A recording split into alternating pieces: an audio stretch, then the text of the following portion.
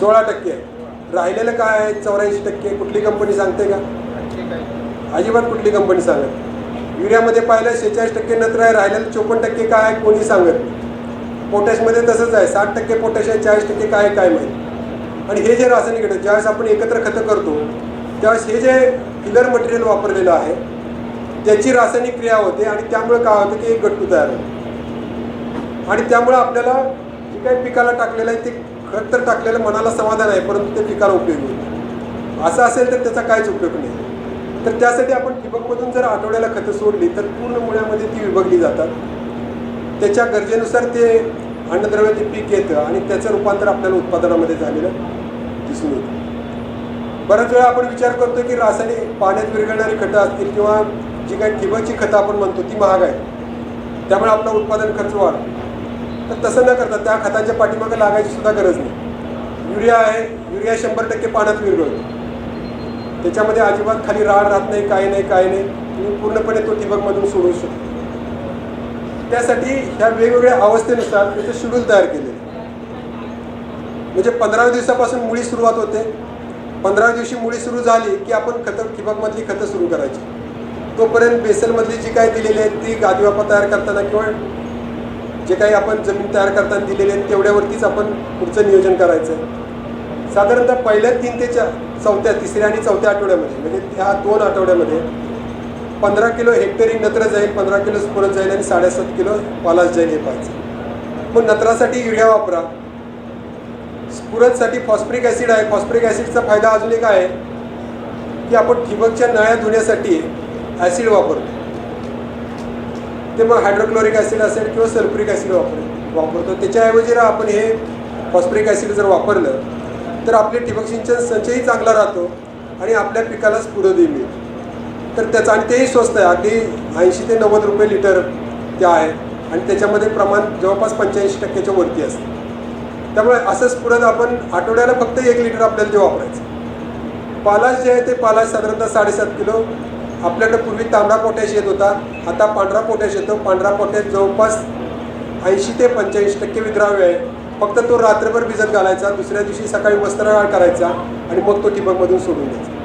म्हणजे जे आपले हे सरळ खतं आहेत, नत्रासाठी आपण युरिया वापरतो, स्फुरदसाठी आपण फॉस्फरिक ॲसिड वापरायचं आहे आणि पालासाठी आपण पांढरा पोटॅश वापरायचं आहे. ही जरी आपण ठिबकमधून सोडली तरी आपल्याला जी काही पाण्यात विरघळणारी खतं आहेत किंवा जी महागडी खतं आहेत ती महागडी खतं घ्यायची गरज नाही. आणि त्या दृष्टीनं अशा पद्धतीनं आपण त्याचं नियोजन जे आहे ते नियोजन या चार्टप्रमाणे आपल्याला करायचं. दुसरी अवस्था शाखी वाढीची आहे ती 5व्या आठवड्यापासून ते 14व्या आठवड्यापर्यंत असते. म्हणजे त्याचं 10 समान भाग करायचे आहेत आणि 10 समान भागामध्ये प्रति आठवडा आपल्याला 7.5 किलो नत्र, 2.25 किलो स्फुरद आणि 1.5 किलो पालाश जाईल हे पाहायचं आहे. त्याच्यानंतर पुढच्या 12 आठवड्यामध्ये जिथं कंदवाढी सुरुवात होते 15 ते 26 आठवड्यामध्ये आपल्याला साधारणतः 3 किलो नत्र, 3 किलो स्फुरद आणि साधारणतः 2 किलो पालाश द्यायचं आहे. आणि शेवटी कंद फुगण्याच्या अवस्थेमध्ये साधारणतः 27 आठवड्यापासून ते 32 आठवड्यापर्यंत नत्र जो आहे ते हळकुंडाची लांबी वाढण्यासाठी परत वाढवायचे जवळपास 4.25 किलो, स्फुरद 2.5 किलो आणि पालाश जो आहे तो पालाश कंद फुगण्यासाठी कंदावरती हादीवरती चकाकी येण्यासाठी आपण 5 किलोपर्यंत प्रति आठवडा ते वाढवायचं. अशा पद्धतीने जर आपण ठिबकमधून खताचं नियोजन 32 आठवड्यापर्यंत जर केलं तर नक्कीच आपण एकरी 40 क्विंटलपर्यंत उत्पादन जे आहे ते उत्पादन आपण काढू शकतो. जे काही सूक्ष्म अन्नद्रव्य आहेत त्याच्यामध्ये मी सांगितली लोहाची कमतरता असेल ती साधारणतः आपल्याला पिवळसर पानं दिसतात. मधली शीर जी आहे ती हिरवी आहे आणि बाकीचं पान जर पिवळसर असेल तर समजायचं की लोहाची कमतरता आहे. लगेच जर आपल्याला रिझल्ट पाहिजे असेल तर चिलेटेड स्वरूपातलं जे काही लोहा असतात ते लोहा 2 ग्रॅम प्रति लिटर पाण्यामध्ये घेऊन जर त्याची फवारणी केली तर लगेच आपल्याला पीक हिरवं झालेलं आपल्याला दिसून येतं. पीक पिवळं पडल्यामुळे काय होतं की पीक अशक्त बनतं आणि मग त्याच्यावरती करपा रोगाचा प्रादुर्भाव होतो. तर पीक अशक्त होऊ नये, त्याची प्रकाश संश्लेषण अन्न तयार करण्याची प्रक्रिया थांबू नये यासाठी आपण पीक हिरवं कसं ठेवता येईल हे पाहणं गरजेचं आहे. इतरही काही सूक्ष्म अन्नद्रव्याची कमतरता आपल्याला जाणवते, परंतु ती प्रत्येकाच्या जमिनीनुसार किंवा प्रत्येकीच्या विभागानुसार वेगवेगळे असते. त्याच्यानुसार वेगवेगळे त्याच्या पिकावरती आपल्याला चिन्ह दिसतात. ती चिन्ह पाहून आपण त्याचं नियोजन करायचं आहे. भरणी मी सांगितलं की ज्यावेळेस कंद उघडे पडतात त्यावेळेस कंदाची भरणी करणं गरजेचं आहे.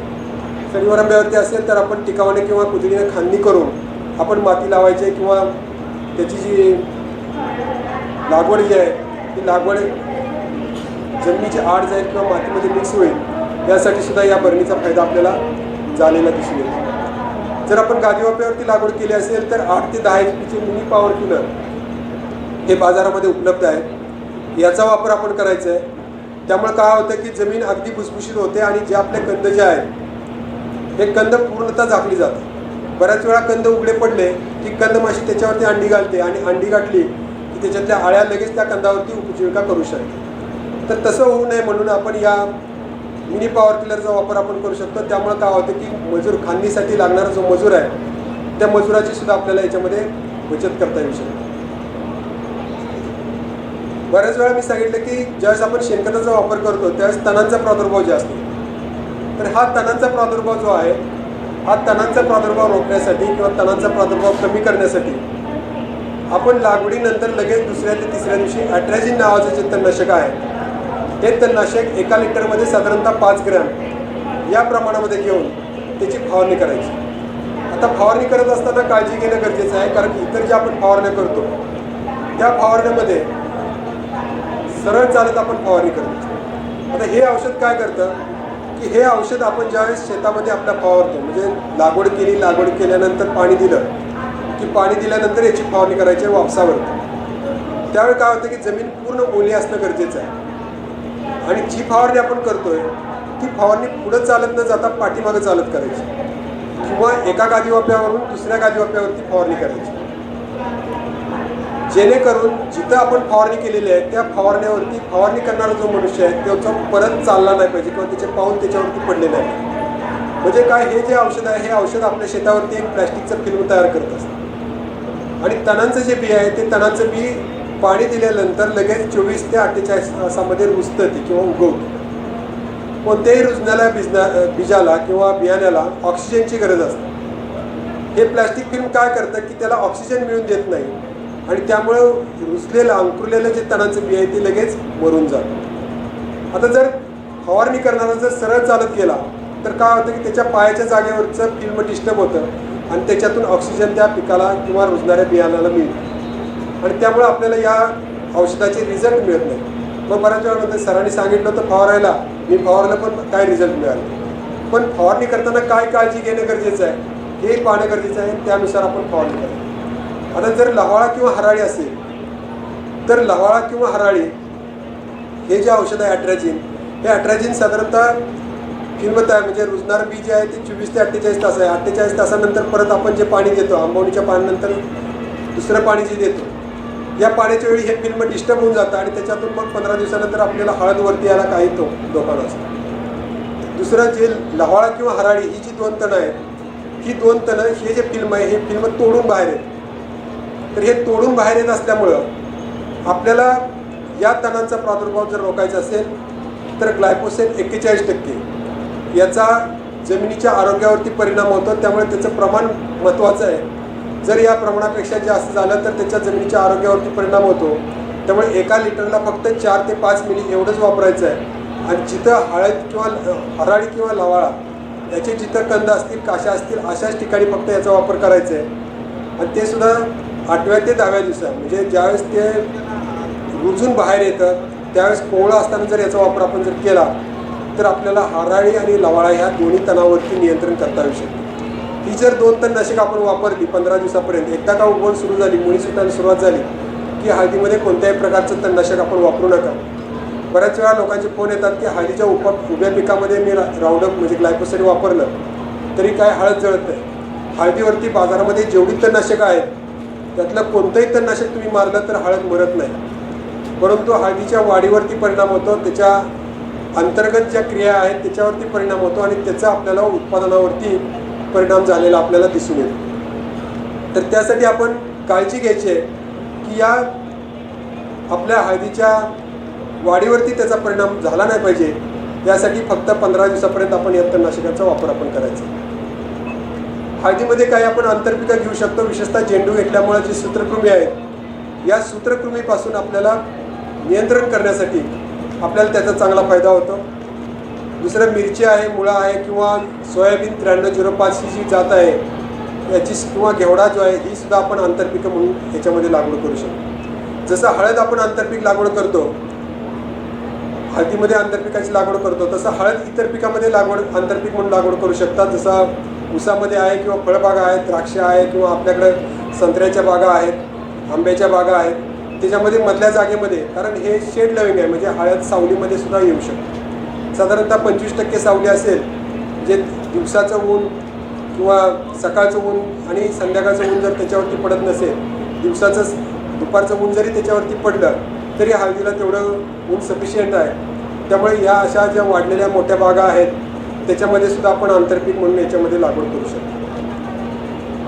दुसरं, हळदीमध्ये दुपारच्या वेळी बऱ्याच वेळा पानं अशी गोल झालेली दिसतात.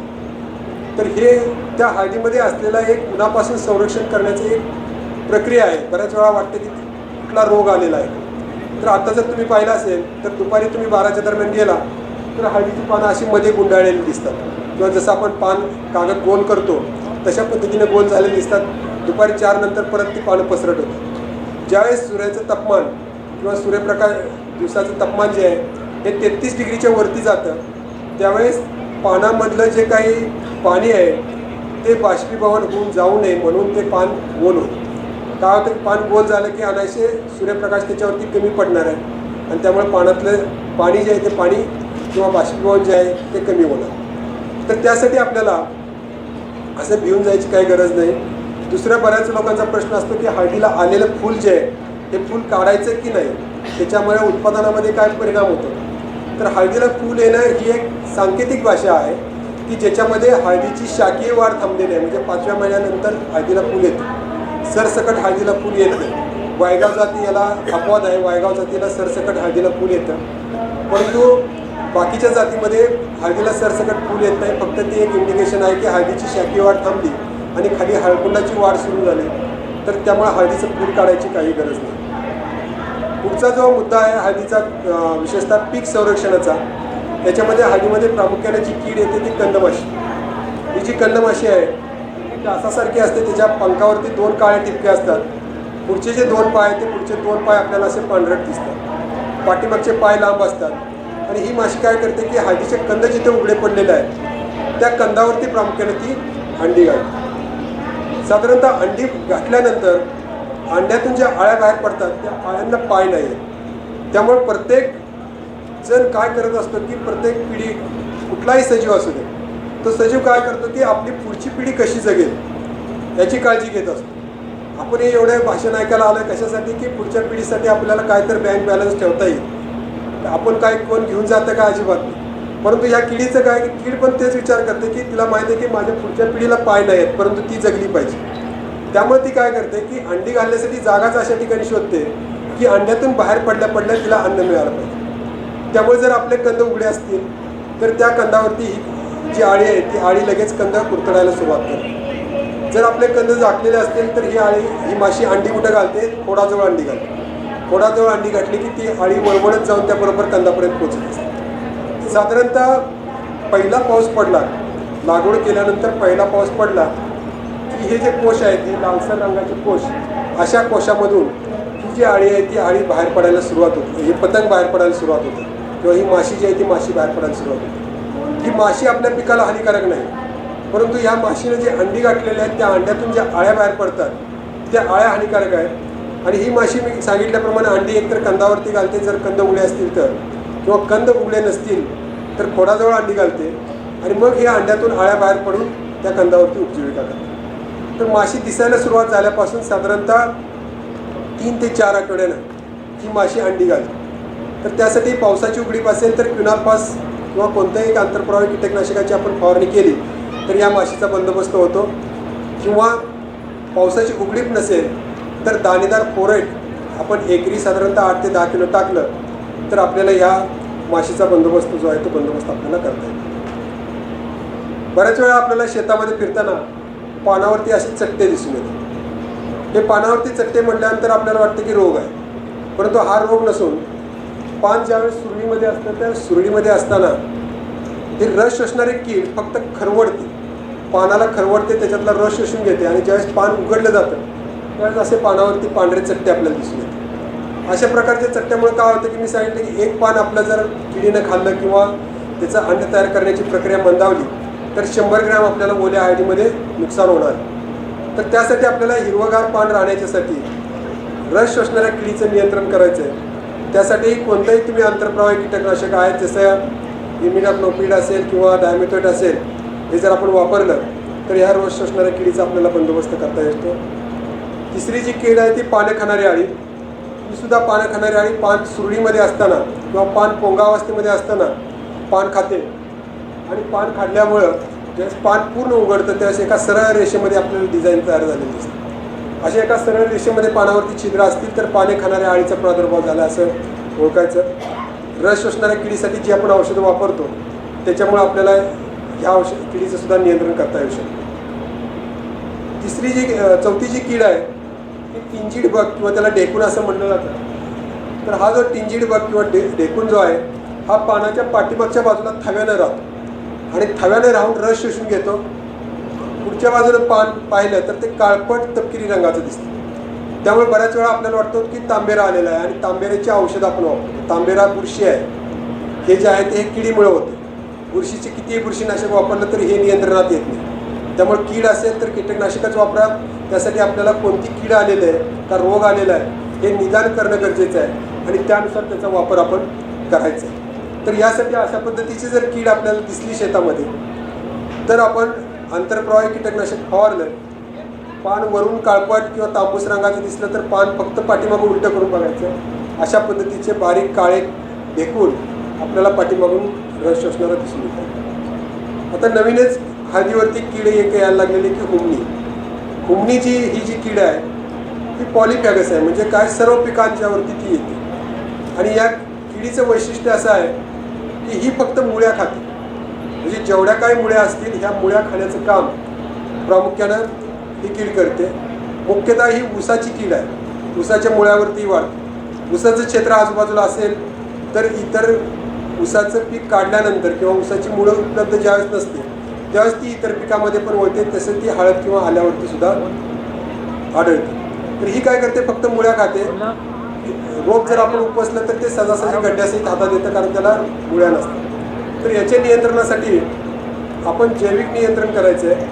त्याच्यामध्ये मेटारायझिम नावाची जी बुरशी आहे ही मेटारायझिम नावाची बुरशी एकरी साधारणतः 2.5 ते 3 किलो सेंद्रिय खतामध्ये मिसळून जर आपण वापरली तर ह्या हुमणीचा आपण बंदोबस्त करू शकतो. आता याच्यामध्ये ही जी कीड आहे ही पहिल्यांदा रासायनिक कीटकनाशक आपण वापरतो.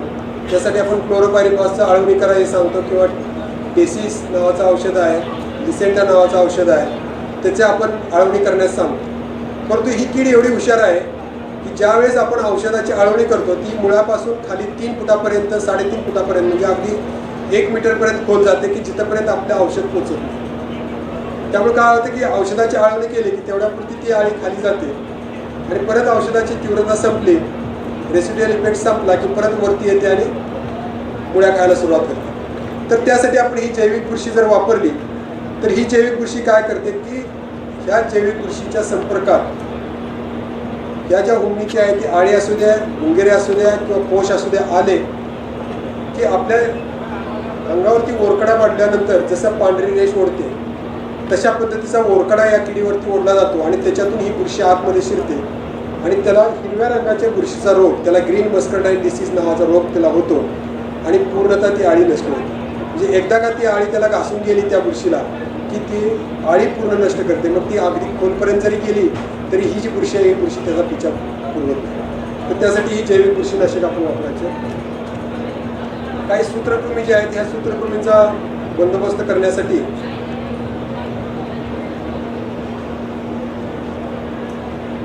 आपण लिंबोळी पेंटचा वापर करा किंवा क्लोरोपायरिफॉस जे आहे हे क्लोरोपायरिफॉस आपण वापरू शकता किंवा ट्रायकोडर्मा प्लस नावाची जैविक बुरशी आपण विकसित केलेली आहे ती प्रतिबंधात्मक म्हणून आपण वापरू शकतो. जर हुमणीच्या सूत्रकृमीचा किंवा निमॅटोडचा प्रॉब्लेम शेतामध्ये जास्त असेल तर साधारणतः 10 मीटरवरती किंवा 15 मीटरवरती गावठी झेंडूचं रोप लावायचं. त्यामुळे काय होतं की त्याच्या मुळ्याकडे हे सूत्रकृमी सगळे आकर्षले जातात. मग आपले जे मुख्य पीक आहे त्या मुख्य पिकाला त्याचा काही फारसे हानी होत नाही. रोगांच्या बाबतीत जर म्हटलं तर हळदीमध्ये प्रामुख्याने कंदकुज हा रोग येतो. ही जी कंदकुज आहे ही सहजासहजी आपल्याला ओळखू येत नाही कारण पीक हिरवगार राहतं. अगदी शेवटपर्यंत म्हणजे काढेपर्यंत आपल्याला कळून येत नाही. ज्यावेळेस शेतामध्ये आपण जातो पिकं तर हिरवं दिसते, पण कंद उपटला तर खाली कंद सडलेली दिसते. कारण त्याचं कारण आहे की ती मुळी चांगली राहते, फक्त कंद सडतात. अगदी पांढरी मुळीसुद्धा तुम्हाला इथं सुटलेली दिसते. तर हे ओळखायचं कसं? तर जे काही सुरळीतलं पान आहे ते सुरळीतलं पान टोकाकडून म्हणजे शेंड्याकडून जर 1.5 ते 2 सेंटीमीटर वाढलेलं असेल तर समजायचं की त्याच्यावरती कंदकुजीचा प्रादुर्भाव झाला असेल. किंवा नवीन जो फुटवा आलेला आहे तो नवीन फुटवा जर पिवळसर पडला असेल, त्याची पानं जर करपलेली असतील, वाळलेली असतील आणि तो सहजासहजी उपसून बघितला तर तो हातामध्ये येतो, तो दाबला खालचा कंद, तर त्याच्यातून घाण वास येणारं पाणी त्याच्यातून बाहेर पडत असेल तर या कंदकुजीचा प्रादुर्भाव झाला हे आपण ओळखायचं. तर त्याच्या नियंत्रणासाठी प्रतिबंधात्मक म्हणून हे ट्रायकोडर्मा आपण वापरायचं आहे. ट्रायकोडर्मा प्लस जो मी सांगितला त्याच्यामध्ये ट्रायकोडर्मा हजारिनम आणि बिवेरिया जो आहे तो सूत्रकृमीची काळजी घेतो. आणि ट्रायकोडर्मा जो आहे हा कंदकुजीला कारणीभूत असणाऱ्या ज्या काही हानिकारक बुरशी आहेत, त्याच्यामध्ये फ्युजारियम आहे, पिथियम आहे, रायझोटोनिया आहे, त्या बुरशींची वाढ न होण्याचं काम तो करतो किंवा वाढ होऊ न देण्याचं काम तो करतो. बऱ्याच वेळा कंदकुज आल्यानंतर आपण ट्रायकोडर्मा वापरता, पण त्याचा काही उपयोग होत नाही. ट्रायकोडर्मा या कंदकुजीच्या बुरशींना मारत नाही, फक्त त्यांची वाढ थांबवतो. म्हणजे वाढ थांबवतो म्हणजे काय करतो की एका दिवसामध्ये जर या हानिकारक जे बुरशी आहेत, म्हणजे फ्युजारियम असेल त्याचे एका बुरशीचे 10 बीजाणू तयार होत असतील तर ह्या ट्रायकोडर्माचे 1000 बीजाणू तयार होते. एवढ्या फास्ट त्याची वाढ होते आणि त्यामुळे काय होते की ट्रायकोडर्माची एक जाळी तयार होते आपल्या शेतामध्ये आणि त्या जाळीमुळं जे काही हानिकारक बुरशी आहेत त्यांचे बीजाणूची वाढ ती थांबवते. परंतु एकदा का कंदकुज झाली तर या हानिकारक बुरशींची ऑलरेडी जाळी तयार झालेली असते, जिथं आपण ट्रायकोडर्मा टाकून काय होतं.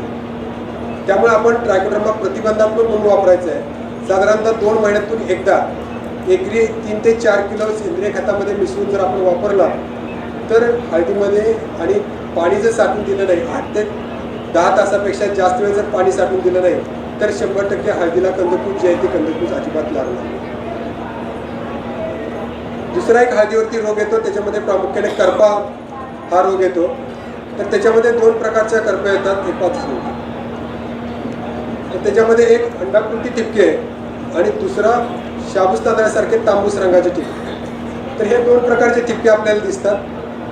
हे अंडाकृती ठिपके जे आहेत ते कोलेट्रिचम नावाच्या बुरशीमुळे येतात. हे जर आपण पाहिलं तर असे अंडाकृती ठिपके पण दिसतात आणि सूर्याकडे जर आपण ते पान तोडून पाहिलं तर असंख्य लहान लहान वर्तुळ आपल्याला दिसतात. तर हे वाढत वाढत जाऊन संपूर्ण पान जे आहे ते पान आपल्याला करपलेलं दिसतं. सांगितले की एक पान आपलं नष्ट झालं 7व्या महिन्याच्या आत तर आपल्याला त्याचा तोटा आहे. दुसरा जो आहे तो टॅप्रिना नावाची बुरशी आहे. ही बुरशी सुद्धा शाबूस तांदळासारखे तांबूस रंगाचे ठिपके येतात आणि संपूर्ण पान जे आहे ते पान वाळलं जातं. आता ह्या दोन्ही बुरशींची जर आपल्याला काळजी घ्यायची असेल तर आपल्याला त्यासाठी प्रामुख्यानं सुरुवातीच्या 3 महिन्यामध्ये स्पर्शजन्य बुरशीनाशक वापरायचे. स्पर्शजन्य बुरशीनाशकामध्ये आपला कॉपर ऑक्झीक्लोराइड आहे, M45 आहे, Z78 आहे. फार फार तर तुम्ही कार्बन डॅनी म्हणजे बायोस्ट्री वापरू शकता. ही सुरुवातीच्या 3 महिन्यामध्येच वापरायची आहेत. महागडी औषधं जशी आंतरप्रवाही बुरशीनाशकं आहेत, जसं आमिस्टार टॉप असेल, कॅब्रेटॉप असेल, टिल्ट असेल, हे सुरुवातीला वापरायचे नाही. जर तुम्ही सुरुवातीला वापरली तर पिकामध्ये एक प्रकारचा रेजिस्टन्स तयार होतो आणि नंतर कितीही तुम्ही फवारण्या केल्या तरी हा करपा रोग नियंत्रणात येत नाही. तर त्यासाठी सुरुवातीच्या 3 महिन्यापर्यंत आपण स्पर्शजन्य बुरशीनाशकांचाच वापर करायचा. त्याच्यानंतर शेवटचा महत्त्वाचं की हळदीची काढणी. तर हळदीची काढणी आपण वजराकरवी खांदणी करून आपण काढू शकतो किंवा जर गादीवाप्यावरती असेल तर हे यंत्र आपण विकसित केलेलं आहे. या यंत्राचा वापर करून आपण त्याची काढणी जी आहे ती काढणी आपण करू शकतो. काढणी करायच्या अगोदर साधारणतः 8 महिने पूर्ण झाल्यानंतर त्याचं पाणी पूर्णतः बंद करायचं आहे. पाणी बंद केल्यामुळे काय होते की पाण्यातला रस जो आहे तर रस कंदामध्ये उतरायला आपल्याला मदत होते.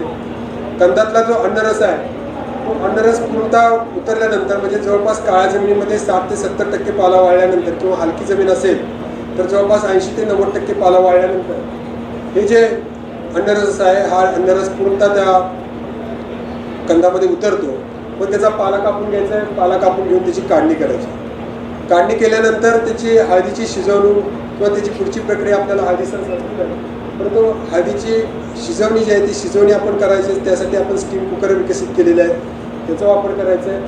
हळद सुकवण्यासाठी एक महत्त्वाची गोष्ट आहे की सुकवण्यासाठी टाकताना आपण शक्यतो जुने शेडनेट असतील किंवा जुन्या साड्या असतील त्याचा वापर करा, किंवा हळद ज्यावेळेस आपण शिजवतो त्याच्या सालीवरती असणारी जी लहान लहान छिद्र आहेत ती पूर्णतः उघडी झालेली असतात, आणि जर आपण मातीवरती जर हळद वाळवणीला जर टाकली तर त्या छिद्रामध्ये हे प्रामुख्यानं लहान मातीचे कण जातात आणि हळद काळपट बनते. आपण किती पॉलिश केलं तर त्या हळदीला पक्क पॉलिश होत नाही. म्हणजे व्यापारी म्हणतात की हे कच्चं पॉलिश आहे आणि मग आपल्याला दर कमी देतात. तर त्यासाठी हळद वाळवण्यासाठी कशाच तरी माध्यमाचा आपण वापर करा.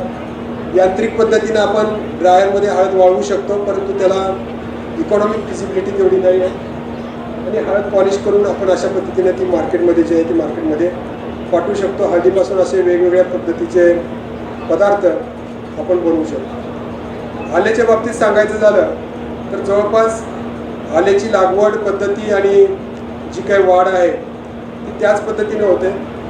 आल्यामध्ये प्रामुख्यानं ज्या जाती आहेत ते त्या त्या भागानुसार, जसं आपल्याकडे औरंगाबादी, माहीम या 2 जाती प्रचलित आहेत. काही राष्ट्रीय संशोधन केंद्रांनी जाती विकसित केलेल्या आहेत, त्याच्यामध्ये वर्धा आहे किंवा महिमा आहे, विजाता आहे, माहीम आहे. तर या जातीमध्ये जर आपण पाहिलं तर महाराष्ट्रातल्या वातावरणामध्ये जे काही उष्ण आणि कोरडं वातावरण आहे, या उष्ण आणि कोरडं वातावरणामध्ये माहीम ही जात अत्यंत चांगली आहे, कारण ती सालीला जी आहे ती सालीला थोडीशी जाड आहे. कारण या पिकामध्ये प्रामुख्याने फक्त कंदकूज हा एवढा एकच रोग जास्त सतावतो. तर त्याची काळजी घेण्यासाठी आपल्याला जमिनीचा निचरा चांगला पाहिजे, आणि ट्रायकोडर्मा प्लस मी जसं सांगितलं आणि निंबोळी पेंटचा वापर, या जर 3 गोष्टी आपण लक्षात जर ठेवल्या तर आपल्याला त्याची वाढ जी आहे ती वाढ चांगली झालेली आपल्याला दिसून येऊ शकते. याची सुद्धा लागवडीसाठी, हळदीसाठी जे आपण यंत्र वापरतो तेच यंत्र आपण याच्यामध्ये सुद्धा वापरू शकतो. आल्यासाठी जे बियाणं आपण वापरतो त्याच्या अशा पद्धतीने तुकडे केले जातात. साधारणतः 25 ते 50 ग्रॅमचे तुकडे करायचे आहेत, आणि त्याच्यावरती प्रत्येकावरती 1 कोंब येईल अशा पद्धतीने तुकडे करून आपण त्याची लागवड जी आहे ती लागवड आपण करायची. हळदीमध्ये जे काय फुटवा येतो तो फुटवा आपल्याला मर्यादित लागतो. आल्यामध्ये तसं नाही. आल्यामध्ये जेवढा जास्त फुटवा येईल तेवढं आपलं उत्पादन वाढतं. त्यामुळं आल्याची रोपं तयार करून लावलं तरी आपल्याला आल्याचं कंद लावून जेवढं उत्पादन मिळतं तेवढंच जवळपास आपल्याला उत्पादन मिळतं. त्यामुळं आल्याची जर रोपं लावून जर लागवड केली, आल्यामध्ये सोराकंद हा प्रकार नसतो, त्यामुळे आल्याची जर रोपं लावून लागवड आपण जर केली तर आपल्या बियाण्यामध्ये बचत होते. म्हणजे अगदी साधारणतः 2 ते 2.5 क्विंटल बियाण्यामध्ये आपण आल्याची लागवड जी आहे ती लागवड आपण करू शकतो. शेडनेटमध्ये किंवा पॉलीहाऊसमध्ये सुद्धा आल्याची लागवड जी आहे ती आल्याची लागवड आपण करू शकतो. त्यामुळे उत्पादन जवळपास 2.5 ते 3 पट आपल्याला मिळू शकतो.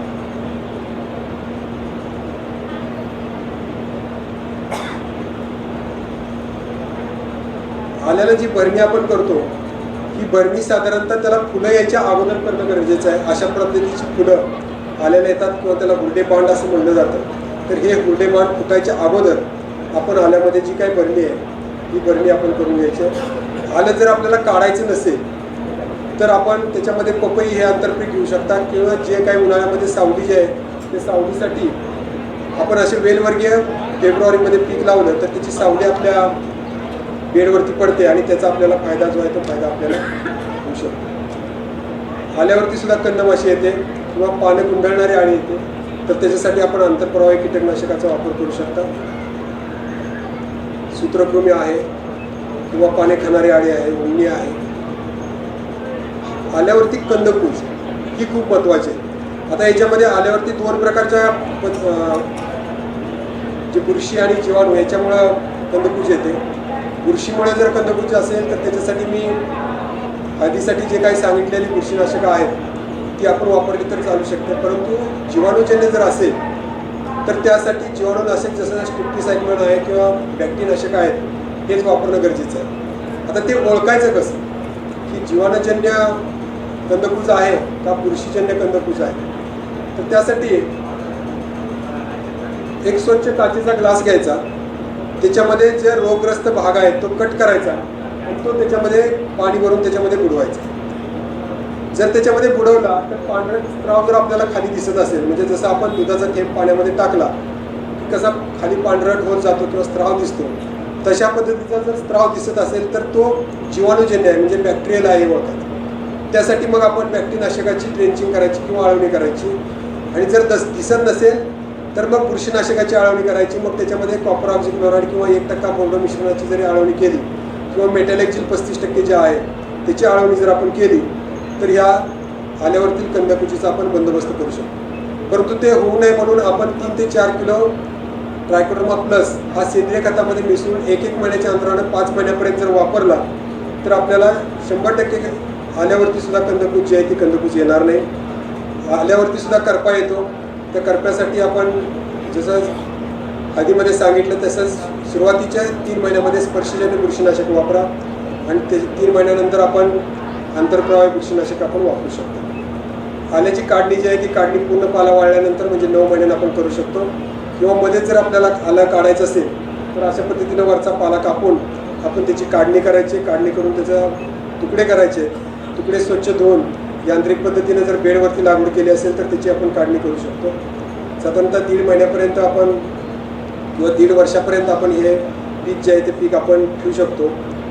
जर आपल्याला काढणी करून ठेवायचं असेल तर सुंठ किंवा जे काही त्याच्या वेगवेगळ्या साठवणुकीच्या पद्धतीमध्ये आपण आल्याची सुंठ तयार करून ते साठवून ठेवू शकतो किंवा आल्याची पावडर करू शकतो. तर अशा पद्धतीनं ही जी 2 पिकं आहेत ही 2 पिकं जर आपण आपल्या शेतावरती जर राबवली किंवा पिकवली तर आपल्याला आपल्या जमिनीचं आरोग्य टिकवण्याच्या दृष्टीनं त्याचा फायदा होतो. त्याचबरोबर दुसरं जे महत्त्वाचं आहे की जे काही आपल्याला आर्थिक सक्षमता जी आहे ती ह्या दोन्ही पिकांमधून आपल्याला मिळू शकते. तर या दोन्ही पिकाच्या लागवडीसाठी मी तुम्हाला शुभेच्छा देतो. जवळपास 1.5 तास माझं भाषण आपण ऐकून घेतलं त्याबद्दल मी आपल्या सर्वांचा आभार मानतो. ॲग्रोव्हिजननी सलग मला 11 वर्ष इथं बोलवलं आणि माझे विचार मांडण्याची संधी आपल्याला पुढं मला उपलब्ध करून दिली त्याबद्दल त्यांचेही मी आभार मानतो. आपल्याला जर काही ही जी माहिती पुस्तक स्वरूपात पाहिजे असेल तर हळद लागवडीवरती आणि आले लागवडीवरती माझं पुस्तक आहे. हळद लागवडीवरतीचं जे पुस्तक आहे ते पुस्तक वेबसाईटवरती आपल्याला ॲमेझॉनवरती सुद्धा उपलब्ध आहे किंवा ही जी मी लिंक दिलेली आहे ह्या लिंकवरती सुद्धा उपलब्ध आहे. दुर्दैवानं स्टॉलमध्ये हे पुस्तक विक्रीला नाही आहे परंतु काही लिमिटेड प्रती मी आणलेल्या आहेत. कुणाला पाहिजे असतील तर या लेक्चरनंतर त्या मिळतील. जर आल्याचं पुस्तक पाहिजे असेल तर गोडवा प्रकाशनचा जो स्टॉल आहे त्या स्टॉलवरती आल्याचं पुस्तक आपल्याकडं उपलब्ध आहे. धन्यवाद. कुणाला अडचण आली तर माझा मोबाईल नंबर दिलेला आहे. आपण याच्यावरती मला कधीही संपर्क करू शकता. धन्यवाद. मार्केटिंगवरती हळदी सर आलेले आहे तर याच्यानंतरचं जे सत्र आहे ते मार्केटिंगवरती आहे. तरी काय तुमची शंका असेल तर विचार. कारण हळदीचं जे मार्केट आहे हे मार्केट प्रामुख्यानं आता सध्या जे आहे त्याच्यामध्ये सांगली मार्केट आहे, हिंगोलीला वसमत मार्केट आहे. नागपूरमध्ये सुद्धा हळदीचे जे लिलाव आहेत हे लिलाव वाळलेल्या हळदीचे सीझनपुरते मर्यादित आहे. तिथं आपण ही जी हळद आहे ती हळदीची विक्री करू शकता. किंबहुना जर हळदीची पावडर जर आपण केली कारण हे जे हळदीची पावडर जर आपण पाहिली तर असं कोणतंही घर आपल्याला सापडणार नाही की जे हळदीचा वापर करत नाही. म्हणजे आपल्या भागामध्ये पिकून आपल्या भागामध्येच आपण तिची विक्री केली तर आपल्याला नक्कीच त्याचा फायदा होऊ शकतो. तर आपण हळद पावडर इकडे वळावा आणि हळद पावडर करून आपण विक्री केला तर त्याला दरही चांगलं मिळेल. थँक्यू. हॅलो सर, तुम्ही प्रत्येक पानाचं प्रमाणे 100 ग्रॅम वजन आपण म्हटलं पण मग त्या पानाला काही लिमिटेशन आहे म्हणजे 10 येतात असं आहे. समजा मी 15-20 असे येऊ शकतात का? समजा 1.5 किलो 2 किलो घ्यायचे असेल. साधारणतः सरासरी मी पानांची संख्या तुम्हाला सांगितली की जसं तुमची पानांची संख्या वाढेल तसं तुमचं खाली कंद जे आहेत ते कंदसुद्धा वाढणार. पण वाढण्याचे चान्सेस आहेत. हळदीमध्ये जवळपास 56 क्विंटल एकरी काढलेले शेतकरी आपल्याकडे आहेत. त्यांच्या पानांची संख्या जवळपास 15 ते 18पर्यंत गेली. म्हणजे जसं हे या पिकामध्ये पोटेन्शियल खूप आहे.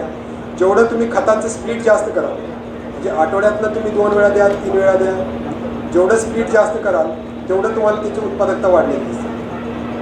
आणि लॅकॅडॉनबद्दल तुम्ही म्हणाले पण ती हळद उपलब्ध होत नाही, ती मिळू शकते का? लॅकॅडॉन मिळू शकते. आपलं राष्ट्रीय म्हणजे भारतीय अनुसंधानची जे केंद्र आहे नॉर्थ ईस्टसाठी ते बारापाणीला आहे. तर मी मगाशी बारापाणी मेघालयमध्ये आहे ते बारापाणी. तर तिथं आपलं संशोधन केंद्र आहे. तर त्या संशोधन केंद्रानं लकाडॉंगमधूनच मेघा नावाची जी जात मी तुम्हाला दाखवली ती मेघा नावाची जात विकसित केलेली आहे. तर तिथं आपण जर संपर्क साधला तर तिथून आपल्याला बियाणं मिळू शकेल. साधारणतः जानेवारीमध्ये त्याचं बुकिंग करावं लागतं. एप्रिल महिन्यामध्ये तिथं बुकिंग बियाणं उपलब्ध व्हायला सुरुवात होते.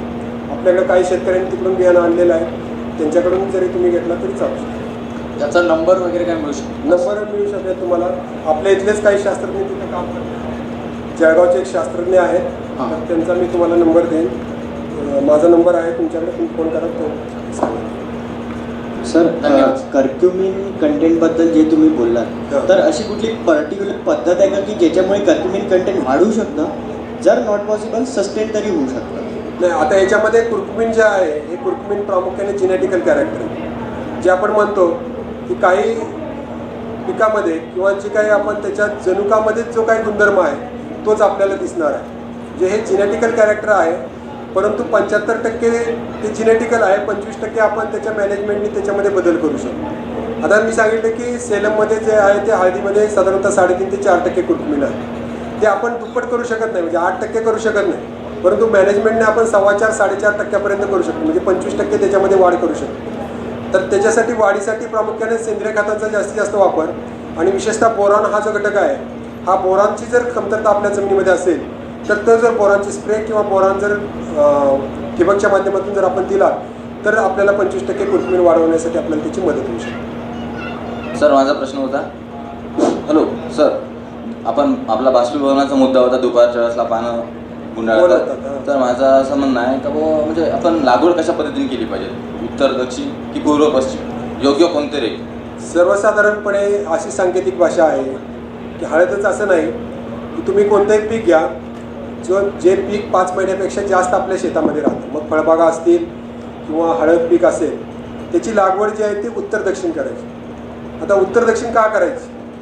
त्याला शास्त्रीय कारण असं आहे की आपल्याकडं सूर्य पूर्वेला उगवतो आणि पश्चिमेला मावळतो. ज्यावेळेस आपण उत्तर दक्षिण लागवड करतो त्यावेळेस काय होतं की एका रोपाची सावली दुसऱ्या रोपावरती पडत नाही. पूर्व पश्चिम जर लागवड आपण केली तर एका रोपाची सावली दुसऱ्या रोपावरती पडते. त्यामुळे सावली पडल्यामुळं काय होतं की जे काही पानांचा परिसर, म्हणजे जे काही लीप एरिया म्हणतो आपण, तर हा पानांचा जो पृष्ठभाग जो सूर्यप्रकाशाचा वापर करून अन्न तयार करण्यासाठी वापरलं जातं, तेवढा लीप एरिया त्याला कमी मिळतो. आणि कमी मिळाल्यामुळं काय होतं की त्याचं रूपांतर अन्नामध्ये व्हायला तेवढ्या प्रमाण त्याला कमी पडतं. ज्यावेळेस आपण उत्तर दक्षिण लागवड करतो त्यावेळेस आपल्या 2 गादीवाफेच्या मध्ये अंतर असतं, त्यामुळे 2 रोपांची जी सावली आहे ती पुढच्या 2 रोपावरती डायरेक्ट पडत नाही. त्यामुळे काय होतं की त्याला जो अन्न तयार करण्यासाठी किंवा प्रकाश संश्लेषणासाठी जो लीप सरफेस एरिया जो आहे तो जास्त मिळतो आणि त्यामुळे त्याचे आपल्याला चांगल्या पद्धतीनं अन्न तयार प्रक्रिया वापरली जाते आणि त्यामुळे उत्पादन आपल्याला वाढतं. त्यामुळे लागवड जी आहे ती उत्तर दक्षिण शक्यतो केलेली चांगली. यावर्षी आल्याची लागवड केली आम्ही. साधारणतः 15 ते 20 दिवसानंतर चांगला आला वगैरे आला, त्याच्यानंतर पूर्ण तो सडून गेला. मरून गेला. एकही नाही झाली.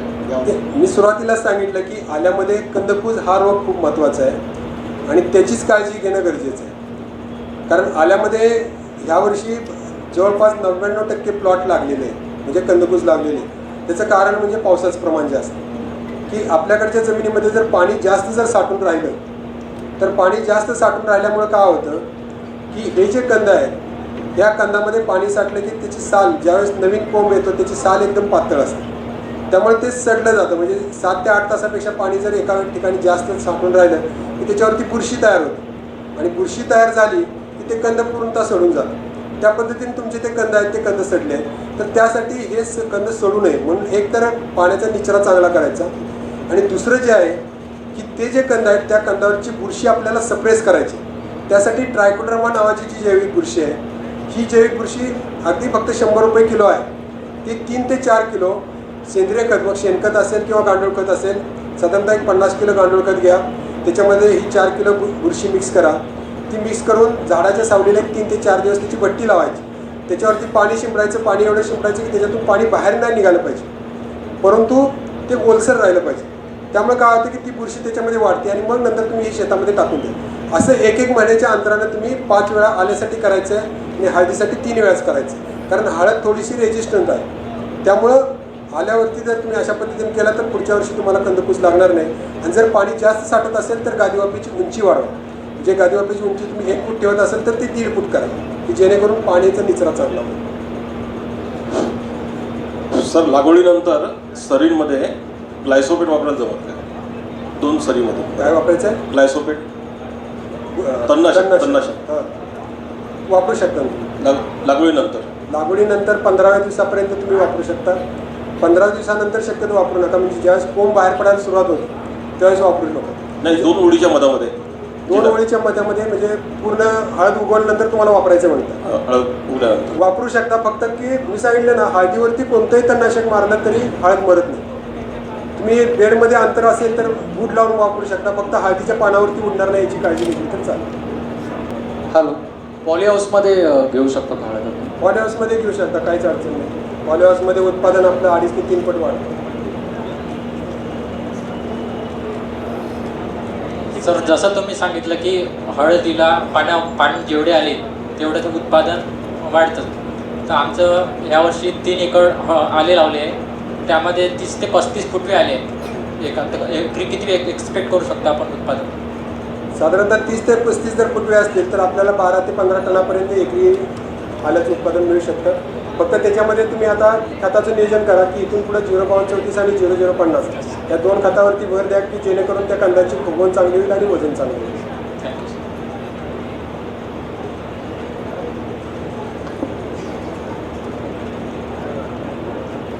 अजून काही कोणाच्या शंका नसतील तर धन्यवाद. हॅलो सर, ब्लॅक टर्मरिकच्या बाबतीत मी ऐकलेलं आहे, तो काय प्रकार असतो?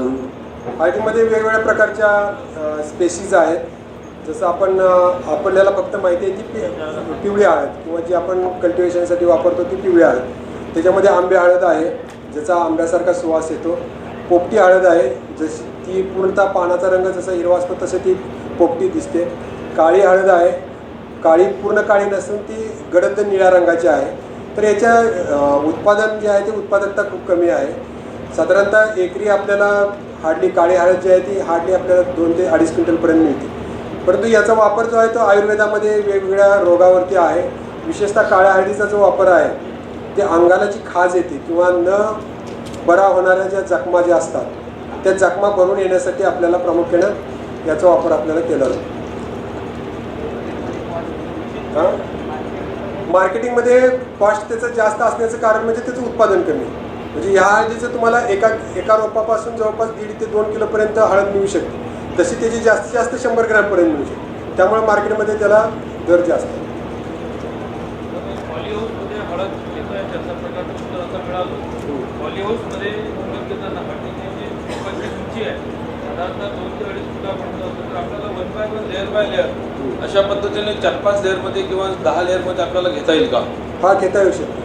त्याकरता 2 लेअरमधलं अंतर साधारणतः म्हणजे किती असावी गॅप जेणेकरून हळदीच्या उगवण क्षमता आणि प्रकाश संश्लेषण? साधारणतः हळदीच्या पानाचा सरफेस एरिया म्हणजे पानं जी अन्न तयार करणार आहे ती पानं तुम्ही मोकळी ठेवली म्हणजे बाहेर काढली तर 2 याच्यामधला गॅप जो आहे तो साधारणतः 2 ते 2.5 फुटापर्यंत ठेवला तरी बस होईल. त्याला काही जास्त ठेवायची गरज नाही. म्हणजे बेस टू बेस अंतर 2 ते 2.5. हां, हे साधारणतः शेडनेट आपली पॉलीहाऊसची हाईट जी हां. आहे ती साधारणतः आपण 16 फुटाची 18 फुटाची जर पकडली हां. तर जमिनीपासून आपल्याला साधारणतः 5 ते 6 लेअर किंवा त्यापेक्षा जास्त घेता येईल. 20 फुटापर्यंत जर असेल तुमची तर साधारणतः 8 ते 10 लेअर द्यायला काय हरकत नाही. ठीक आहे.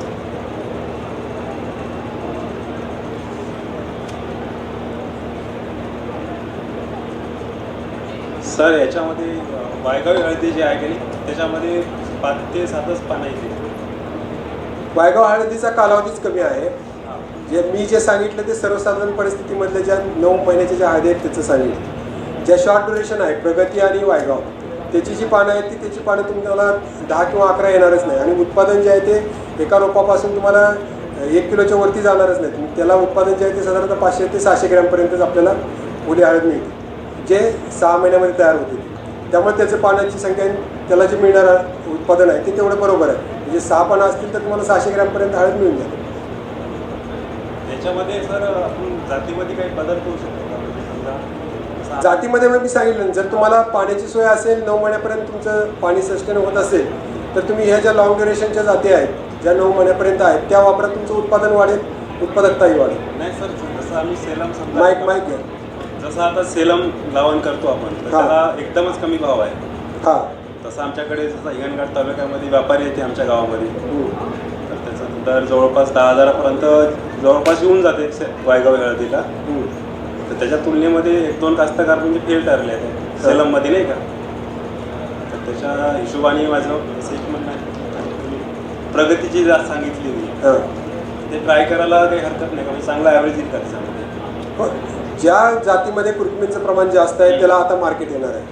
म्हणजे 5% वरती जर कुरकुमीन असेल तर त्या जातीनं, कारण आतापर्यंत कसं होतं की आळकुंडाची जाडी लांबी हे बघून त्याचं उत्पादन ठरत होतं, परंतु आता जो भाव येणार आहे मार्केटमध्ये, विशेषतः आता एक्सपोर्टला जो दर आहे तो 5% वरती कुरकुमीन असले, म्हणजे 5% वरती जर कुरकुमीन असेल तर अशा जातींची आपण जर लागवड केली तर नक्कीच आपल्याला त्याचा फायदा होणार. फक्त आता ज्या जाती आहेत त्या जातींचं जेन्युइन म्हणजे ओरिजिनल बियाणं मिळणं महत्त्वाचं आहे. कारण बऱ्याच वेळा काय होतं की शेतकऱ्यांची फसगत होते की बियाणं दिलं जातं का, प्रत्येकजण काय करतो की बियाणं म्हणून आणतो, परंतु त्याच्यामध्ये तेवढं कुरकुमीन आहे का नाही ते तपासल्याशिवाय बियाणं तुम्ही घेऊ नका. आता एक राष्ट्रीय स्तरावरची संशोधन संस्था आहे, दुर्दैवानं त्या संस्थेनं 12% कुरकुमीन आहे म्हणून जात विकसित केली, त्याचं मी नाव सांगत नाही, परंतु त्या तिथली काही बियाणं शेतकऱ्यांनी मिळवलं, इकडे महाराष्ट्रामध्ये लागवड केली आणि त्याच्यामध्ये कुरकुमीनचं प्रमाण फक्त 6% आलेलं आहे. म्हणजे अशी फसवणूक न होता सुरुवातीला तुम्ही बियाणं घ्या, ते तपासा, त्याच्यामध्ये तेवढं खरोखरच कुरकुमीन पर्सेंटेज आहे का बघा आणि मगच ते मोठ्या प्रमाणात.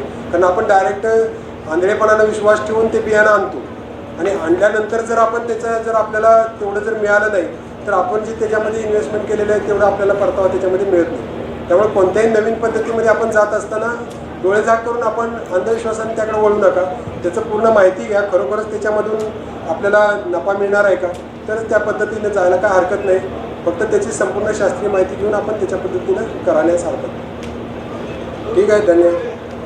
धन्यवाद सर. डॉक्टर जितेंद्र कदम यांचे धन्यवाद. त्यांनी हळद आणि आलं उत्पादन याचं सविस्तर आपल्याला माहिती दिली आहे.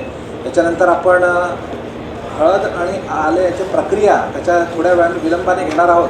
पण त्याच्या आधी आपण त्याच्या यशोगाथा हळद आणि यशोगाथा आलं या विषयावरती आपली सक्सेस स्टोरी यशोगाथा सांगण्यासाठी मी आमंत्रित करतो सौ ज्योती चव्हाण यांना. त्या पुसद यवतमाळ इथून आल्यात. मॅडमना मी विनंती करतो की त्यांनी आपल्या शेतकऱ्यांसोबत आपली यशोगाथा सांगावी. सर्वप्रथम पावन पवित्र या भारत भूमीला विनम्र अभिवादन करते. मंचावर उपस्थित आजच्या कार्यक्रमाचे मार्गदर्शक माननीय डॉक्टर जितेंद्र कदम, माननीय डॉक्टर प्रमोद हादे, माननीय श्री दीपक दंदाले, तसेच उपस्थित पत्रकार बंधू भगिनी आणि ज्यांच्यासाठी या कार्यक्रमाचे आयोजन केलेले आहे ते सर्व माझे सहकारी शेतकरी बंधू आणि भगिनी.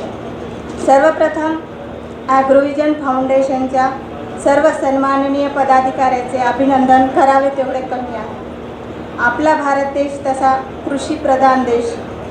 आपल्या या सर्व शेतकरी बंधू आणि भगिनींसाठी शेती उपयोगीसाठी संपूर्ण मार्गदर्शन त्यांना मिळावे, त्यांचा शेती व्यवसाय वृद्धिंगित होऊन शेतकरी बांधवांचा विकास व्हावा हा उद्देश डोळ्यासमोर ठेवून ॲग्रोव्हिजन फाउंडेशन खरोखरच पुण्याचे काम या माध्यमातून करीत आहे. त्यासाठी आपण सर्वांनी जोरदार टाळ्यांच्या गजरामध्ये त्यांचे अभिनंदन केले पाहिजे. यासारख्या कार्यक्रमाच्या आयोजनातून शेतकऱ्यांना नवी दिशा मिळते, तसेच आधुनिक पद्धतीने शेती करण्याची प्रेरणा मिळते. त्यामुळे आपला व्यवसाय अधिकाधिक कसा चांगला होईल या मार्गाने प्रत्येक शेतकरी जाण्याचा प्रयत्न करतो. ॲग्रोव्हिजन फाउंडेशनने खरोखरच नावाप्रमाणे अतिशय मोलाचे कार्य हाती घेतलेले आहे, त्यामुळे त्यांचे कौतुक करावे तेवढे कमीच आहे. आता आपण आपल्या हळद उत्पादन या प्रक्रियेकडे वळूया. मी सौ ज्योती शंकर चव्हाण पुसद येथील रहिवासी आहे. माझा मूळ व्यवसाय ब्युटी पार्लर आहे. माझे पती हे तहसील क्षेत्रात पिटिशन रायटर म्हणून कार्यरत आहे. मला 2 मुले आहेत. एक मोठा मुलगा पुणे येथे एम स्ट्रक्चरचे शिक्षण घेत आहे, तसेच लहान मुलगा आर्किटेक्चर 3rd इयरचे नागपूर येथे शिक्षण घेत आहे. मुलांच्या उच्च शिक्षणासाठी पैशाची चणचण भासू लागल्यामुळे मला असे वाटले की पार्लरच्या आणि पतीच्या पैशातून ती गरज पूर्ण होणार नाही. मग मला असे वाटले की एखाद्या दुसऱ्या व्यवसायामध्ये आपली मेहनत अर्पण करून ती गरज पूर्ण करावी. मग अचानक शेतीचा प्रस्ताव स्वतःहून विचारात आला आणि मी माझ्या पतींना तगादा लावला की मला शेती घेऊन द्या. मग त्यांनी मला घरापासून 7 किलोमीटर अंतरावर कोरडवाहू 6 एकर शेती घेऊन गेली आणि माझा शेतीचा प्रवास सुरू झाला. कोरडवाहू कुठे, टोळगोट्यांचा वापर केला आणि पुनर्भरणाचे काम केले. आणि आता विहिरीला एवढे पाणी आहे की 3 मोटर टाकल्या तरीसुद्धा पाण्याचा उपसा होत नाही. मग मी प्रत्येक पिकाचा अभ्यास इंटरनेटच्या माध्यमातून बारकाईने केला. या अभ्यासावरून मला असे कळाले की तूर, उडीद, मूग या पिकामधून मला या उत्पन्नातून मला एवढे पैसे मिळणार नाही. या कारणाने मी हळद यासारख्या नगदी पिकाची निवड केली. पहिल्या वर्षी या संदर्भात मला जास्त माहिती नसल्यामुळे यापैकी मी फक्त 2 एकरात हळदीची लागवड करून बघितली. त्यासाठी पाण्याचे नियोजन स्प्रिंकलर पद्धतीने केले. शेतीचे आंतरमशागत, मजूर खर्च, खत व्यवस्थापन याद्वारे मला खर्च वजा जाता निव्वळ नफा 1 लाख रुपये उरला. त्यामुळे माझा आनंद गगनात मावेनासा झाला आणि मी सलग दुसऱ्या वर्षी संपूर्ण 6 एकरामध्ये हळद लागवड करण्याचे ठरविले. यासाठी मी डॉक्टर जितेंद्र कदम यांचे हळद लागवड व व्यवस्थापन या पुस्तकाचा सखोल अभ्यास केला आणि हळदीच्या लागवडीचे 270 दिवसाचे वेळापत्रक तयार केले. यामध्ये सर्वप्रथम मी माती परीक्षण करून घेतले. त्यामुळे मला फर्टिलायझर खूप कमी लागले आणि पैशाची बचत झाली. यानंतर मी जमिनीमध्ये आडवी उभी नांगरट करून घेतली. एकरी 400 किलो निंबोळी पेंट, 5 किलो थिमेट आणि मागील वर्षी जे पॉलिश केलेली डस्ट होती ती डस्ट जमा करून एकरी 200 kilo single super phosphate, 250 kilo आणि माती परीक्षणामुळे मला युरिया, पोटॅश यावरचा खर्च वाचला. लागवडी अगोदर 15 दिवस मी शेतात मिसळून रोटर मारून 5 फुट अंतरावर बेड पाडून घेतले. त्यानंतर पाणी व्यवस्थापनामध्ये मी ड्रिपचा वापर केला आणि फर्टिगेशनवर जास्त भर दिला. स्वतःचे बेणे असल्यामुळे मी मातृकंदाची निवड केली. त्यानंतर 3 दिवस अगोदर कार्बेंडिझम आणि क्विनॉल्फॉस याची रासायनिक बीज प्रक्रिया करून घेतली. त्यानंतर लागवडीच्या वेळी सन बायोटेक, नाशिक येथील जैविक लिक्विड ॲझो आणि फोसी या द्रावणामध्ये 15 मिनिटे मातृकंद बुडवून ड्रिपच्या दोन्ही बाजूला 9 इंचाच्या अंतरावर झिगझॅग पद्धतीने लागवड केली. त्यानंतर 30 दिवसांनी एकरी 1 किलो युरिया सलग 10 दिवस दिला. 40 दिवसांनी फुटवे वाढ येण्यासाठी 1261 एकरी 5 किलो प्रमाणे दिले आणि स्वयंचलित पॉवर ट्रिलरच्या साहाय्याने मातीची भर दिली. त्यानंतर 45 दिवसांनी M45 आणि रोगर ही पहिली फवारणी केली. 50 दिवसांनी 05234 1 किलो आणि अमोनियम सल्फेट 1 किलो सलग 10 दिवस दिले. तसेच गंधक अर्धा किलो सलग 2 दिवस दिला. त्यानंतर 60 दिवसांनी दुसरी फवारणी घेतली, क्विनॉल्फॉस. त्यानंतर 2.5 महिन्यांनी भरणी केली. भरणीमध्ये एकरी 200 किलो निंबोळी पेंट, 5 kilo zinc sulphate, 5 kilo ferrous sulphate आणि कुरकुमींचे प्रमाण वाढविण्यासाठी एकरी 2 किलो बोरा बेडवर मिसळून पुन्हा एकदा पॉवर ट्रिलरच्या सहाय्याने मातीची भर दिली. मग 90 दिवसांनी कॉपर ऑक्झिक्लोराईडची फवारणी घेतली. हळदीला 5 महिने पूर्ण झाल्यानंतर 0050 एकरी 5 किलो प्रमाणे दिले. 8 महिन्यानंतर हळदीचे पाणी बंद केले आणि 9 महिने पूर्ण झाल्यानंतर यंत्राच्या सहाय्याने हळदीची काढणी केली. वेळापत्रकाचे बंधन पाळल्यामुळे मला एकरी 136 क्विंटल म्हणजे 6 एकरामध्ये 800 क्विंटल ओल्या हळदीचे विक्रमी उत्पन्न मिळाले. त्यानंतर हळदीवर प्रक्रिया करीत हळद कुकरच्या सहाय्याने उकळून घेतली. 15 दिवस वाळून पॉलिश करून घेतली. अशा प्रकारे 136 क्विंटल हळद तयार मिळाली. हिंगोलीला पतीसोबत स्वतः जाऊन हळदीची बीट केली. तिथे 6,000 रुपये भाव मिळाला आणि मग मला 8,02,088 रुपये मिळाले. तसेच 100 क्विंटल बेणे 2,000 रुपयाप्रमाणे विकले. त्याचे मला 2,02,500 रुपये मिळाले. पूर्ण मिळून 10,04,588 रुपये मिळाले. 2,33,913 रुपये 6 एकराचा खर्च वजा जाता 7,70,675 रुपये निव्वळ नफा उरला. तर शेतकरी बंधू आणि भगिनींनो, शिफारशीनुसार कुठल्याही पिकाचे जर वेळापत्रकाचे बंधन आपण पाळले तर कुठलाही शेतकरी मागे राहणार नाही आणि शेतकरी प्रगतिशील होईल अशी मी अपेक्षा करते. माझ्यासारख्या ग्रामीण भागातून आलेल्या शेताचा फारसा अनुभव नसलेल्या एका सामान्य स्त्रीला आपल्यासारख्या अनुभवी आणि वडीलधाऱ्या आणि शेतकरी बांधवांसमोर माझा हा अनुभव व्यक्त करण्यासाठी मला जी संधी आली आहे ती खरोखरच अभिमानास्पद आहे. आपण सर्वांनी माझा हा अनुभव शांतपणे ऐकून घेतल्याबद्दल मी आपली आभारी आहे. आज या ठिकाणी मला बोलण्याची जी संधी ॲग्रोव्हिजन यांनी उपलब्ध करून दिली, ज्यामुळे मला आपल्यासारख्या अनुभवी शेतकरी बांधवांशी संपर्क साधला गेला व तुमच्याकडून मला बरेच काही शिकायला मिळाले, त्याबद्दल ॲग्रोव्हिजन फाउंडेशन आणि सन्माननीय पदाधिकाऱ्याची मनपूर्वक आभार मानते आणि माझ्या शब्दांना मी विराम देते. जय हिंद, जय जवान, जय किसान. 98 50 50 72 25